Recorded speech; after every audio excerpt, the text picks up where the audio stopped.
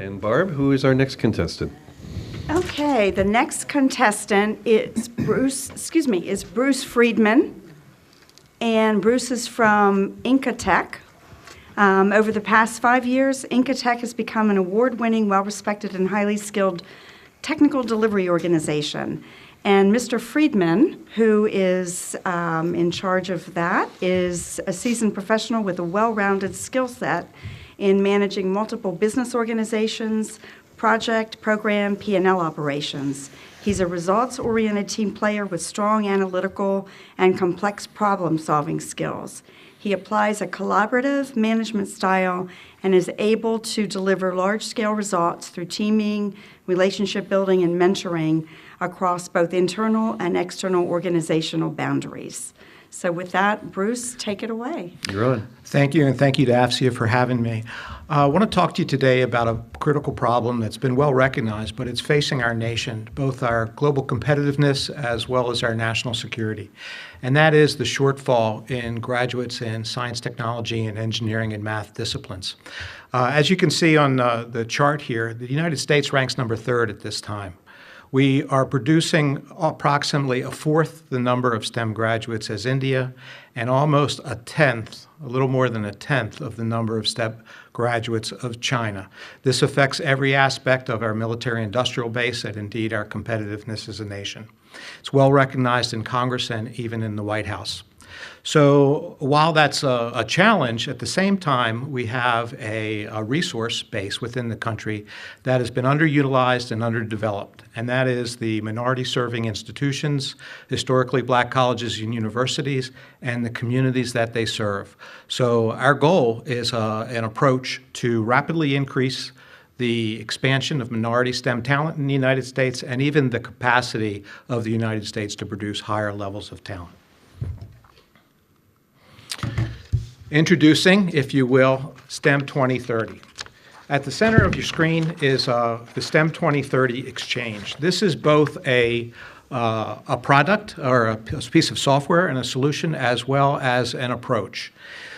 There is a lot of excellent work being going on in STEM pretty much everywhere. Companies, agencies, organizations, AFCEA as well. What's missing is a way of interconnecting all of these great initiatives. There is not a clearinghouse, if you will, for STEM information. So this concept takes 4 constituent bodies, the DoD and civilian-related agencies, defense companies or the industrial base, academia, HBCUs and MSIs, and of course the student populations, and creates a mechanism whereby they can interact with each other.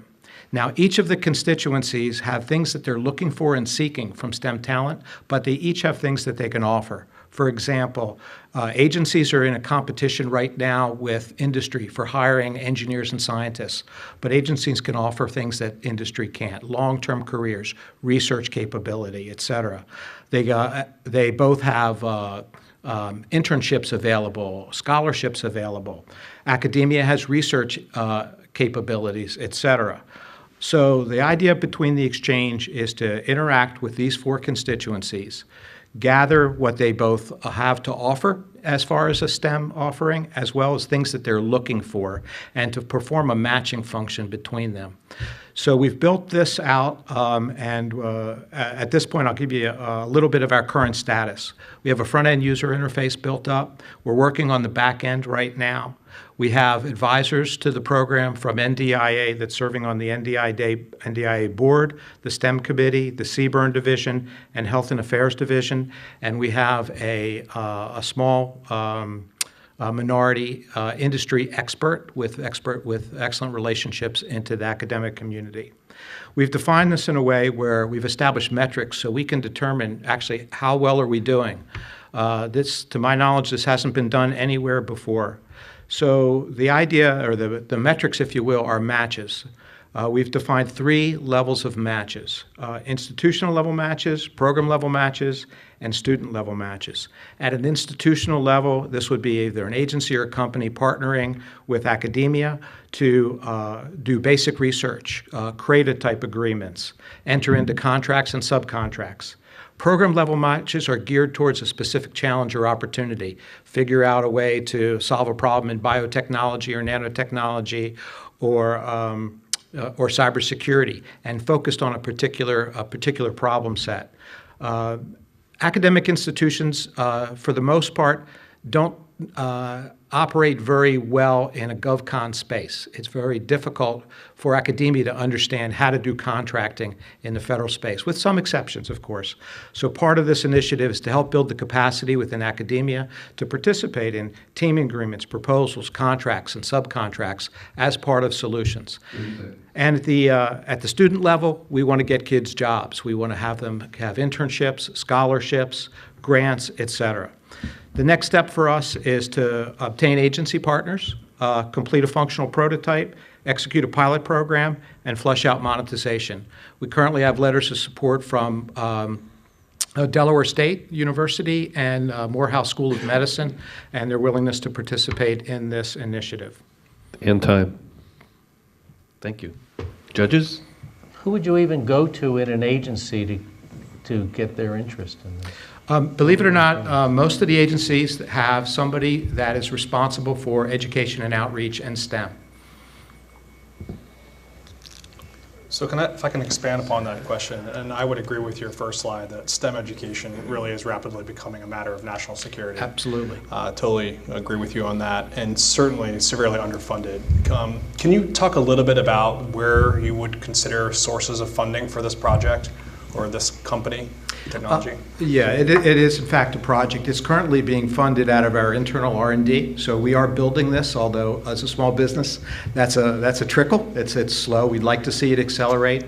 But we have talked to the Pentagon, the Undersecretary of Defense for ChemBio, RDECom in the Army, ONR, et cetera.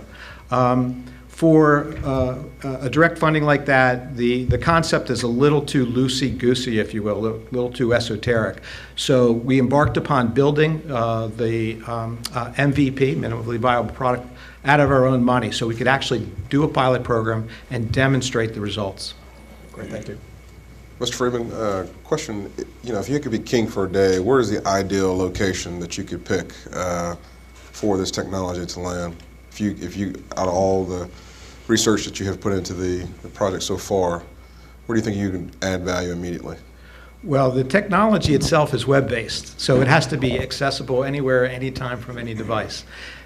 Our students are Gen X's now, they don't sit behind a desk and a computer. If you can't do it on your phone, you're not going to really get traction. So as far as location of it, it's basically ubiquitous and everywhere. As far as a sponsoring agency for it, we'd be happy for anybody to give it a shot. So, as you say, beggars can't be choosers. So, what our interest is in having a pilot program where we can have between 1 and 3 agencies, 1 and 3 defense companies, and 1 and 3 universities, and actually run this for a year and demonstrate that we can produce these metrics and quantify the results. So that's what we're looking to do. Sorry, go ahead. Are you including women in this? Is that part of the target demographic that you had in mind? Well, women represent every demographic, if you will, in terms of minority-serving institutions, so absolutely. Okay. I'm curious if you've gotten any feedback from federal employee unions, if they have apprenticeship programs that overlap with this, how they feel about a new one coming on board? Well, there is a lot of programs that are trying to make a difference in STEM. There's what we call gateway organizations, AFCEA, NDIA, the MSRDC up at Edgewood Chemicalogical Biological Center. Everybody's trying to do something. Every agency has a program, et cetera. But there's not a one-stop shop. So you have to go shopping in 1,000 different places to try to figure out and connect the dots. To my knowledge, and all the folks we've talked to at the Pentagon and throughout DOD and NDIA, there is not an exchange or anything like this in existence today. So this is positioned, last thought is that this isn't to compete with anything. It's not to compete with any ongoing program. It is purely synergistic. Is it going to be open to U.S. citizens only? And to that end, how would the exchange go about verifying that? It's not open to U.S. citizens only. What this is to match up opportunities with needs. The citizenship requirement varies widely across industry and across government, from public trust all the way up to TSSCIs with various compartments. So this is not managing at that level. It is not intended to do security validations of any kind. It's to just create the connections. This